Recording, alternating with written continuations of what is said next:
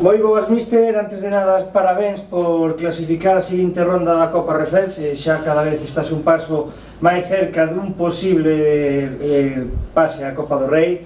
É moi complicado, obviamente, pero bueno, con ilusión vais a luchar sempre hasta o final.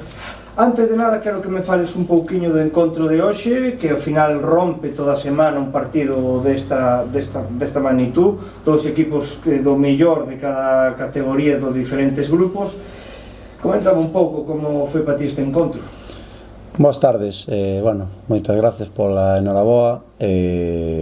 Foi un moi bo partido. A verdade, sacámonos a espiña do partido do sábado, moito ritmo, creo que entramos moi ben no encontro, tivemos moitísimas ocasións de gol, aínda pudimos meter algún máis para tranquilizar o encontro. Despois, na segunda metade, eles a balón parado, que sabíamos que eran moi fortes, e iso que o defendemos moi ben todo o partido. Unha xogada que non axustamos rápido, un 2 contra 1, nos meten o gol, métense no partido, e é normal, entran os nervios, entran esa intranquilidade de que sabes que o partido era teu e de repente meteuse o rival no encontro, un rival que ten xogadores moi bons, con moita experiencia en segunda ref, en segunda división B, de moito nivel, pero eu creo que a partir de aí, salvo os primeiros 10 minutos deles, que tuveron unha ocasión moi clara, que eu creo que fora de xogo, despois sí que nos tranquilizamos e tivemos moitas.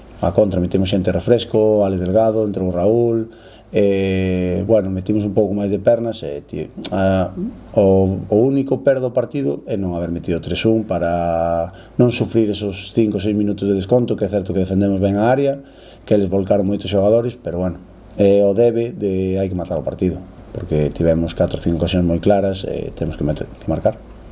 O estrenador do Covadonga falaba de que para eles a clave do partido foi que non entraran no encontro desde o inicio, onde se meteu rapidamente eses dous primeiros goles.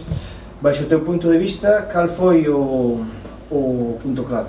Sí, estou de acordo. É certo que para eles é complicado, fan un viaxe moi largo, non estás habituado nestas categorías a facer este tipo de viaxes, chegas ao principio non salimos moi ben, te meten gol, ainda por riba, é normal que eles quedaron un pouco tocados. A primeira parte fomos moi superiores, pudimos meter aínda máis goles. É certo que despois eles tiveron esos 10 minutos que se meteron no partido e a segunda metade foi máis igualada. Que pasa? Eles deixaron espacios, se volcaban arriba e nos xa aproveitamos.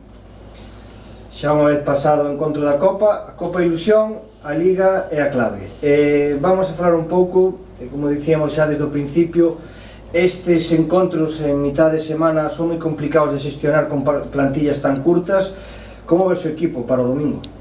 Sí, é certo, non estamos habituados nin temos un plantel para xogar cada 3 días, máis non é como a pretemporada, que pode repartir minutos, que poden xogar 45-45, isto como un partido de liga, só podes facer 5 cambios, é difícil de xestionalo, pero é unha ilusión. A realidade é que o Estrense nunca estivo aquí e temos que valorarlo. A afición, nós que o campo estaba cheo un mércores a hora que é, o campo cheo, eso todo hai que valoralo, eles o están facendo, nós tamén, é un premio. É certo que non é bo para a Liga, que, vamos a estar máis cansados, isto a largo plazo, dentro de 2-3 semanas, o imos pagar, seguro, pero creo que temos que disfrutalo. Ahora nos vai tocar un rival de primeira ref ou un Bergantiños que é a bomba para nós, a ver que depara o sorteo, seguir loitando hasta onde cheguemos, que isto para nós é un soño, nós non deberíamos estar aquí, pero, teñen que vir ou irnos alá a ver que pasa, pero eu creo que non hai que ver que é un pero, sino que é algo bo. E xa para rematar, hai que falar de 3 nombres propios. Primeiro Miguel con ese doble gol, eses 2 goles que el xa quería desde un principio volver a meter goles, pero tamén hai que falar, eu creo que hai que poñelo en mérito, dos xogadores que chegaron moi tarde e que hoxe cumpriron como os que máis para min foron do mellor do equipo. Falamos de Gerard e de Ian, que loitaron hasta o final e eso que se incorporaron moi tarde como fichaxes. Sí, estiveron ben prácticamente todos. Foi o contrario do outro día, que estiveron mal prácticamente todos. Evidentemente, o dixemos na rolda de prensa primeiro que fixemos, que te cheguen dous xogadores tan tarde, bueno, ademais sumouse as baixas estas de Alex Delgado, de Padín, Raúl non estaba, logo faltalle a Ángel, le falta un pouco, bueno, é que nos encontramos con adestramentos con 13, 12 xogadores, bueno, notase, non quero dicir que o partido do Boiro non ten nada que ver en eso, pero sí que é certo que necesitamos máis sesión, necesitamos conocernos todos, co resto dos xogadores, xa é outra cousa, hoxe, bueno, temos Alex Delgado do banquillo, é o que estamos buscando con este tipo de xogadores. Este ano eu creo que temos máis velocidade que o ano pasado,